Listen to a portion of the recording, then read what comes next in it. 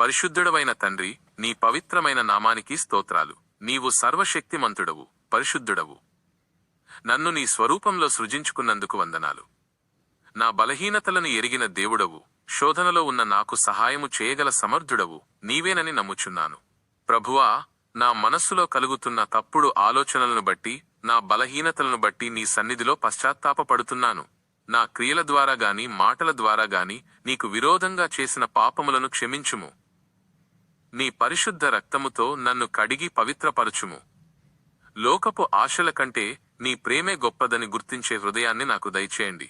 తండ్రి, మనుష్యులకు కలుగు శోధన తప్ప మరి ఏదియూ మీకు కలగలేదు. దేవుడు నమ్మదగినవాడు.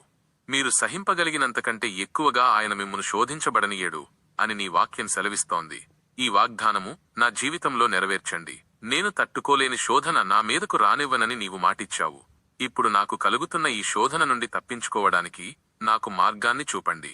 యేసు నామంలో నన్ను పాపము వైపు ప్రేరేపిస్తున్న ప్రతి అపవిత్ర ఆలోచనను, సాతాను తలంపులను గద్దిస్తున్నాను. నా కళ్లకు, నా హృదయానికి నీ పరిశుద్ధాత్మ కంచివేయండి. శోధనలో ప్రవేశించకుండునట్లు మెలకువగా ఉండి ప్రార్థన చేసే ఆత్మను నాకు దయచేయండి. అపవాదిని ఎదిరించే బలమును, స్థిరత్వాన్ని నాకు ప్రసాదించండి. ప్రభువా, నా శరీరాన్ని, ప్రాణాన్ని, ఆత్మను నీకు సమర్పించుకుంటున్నాను. నా సొంత బలముతో నేను ఏదీ చేయలేను.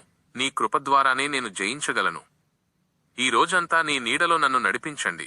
నా ఆలోచనలు కేవలం నీ వాక్యం మీదనే ఉండేలా సహాయం చేయండి. నా రక్షకుడైన యేసు క్రీస్తు అతి పరిశుద్ధ నామంలో అడుగుచున్నాను తండ్రి, ఆమేన్.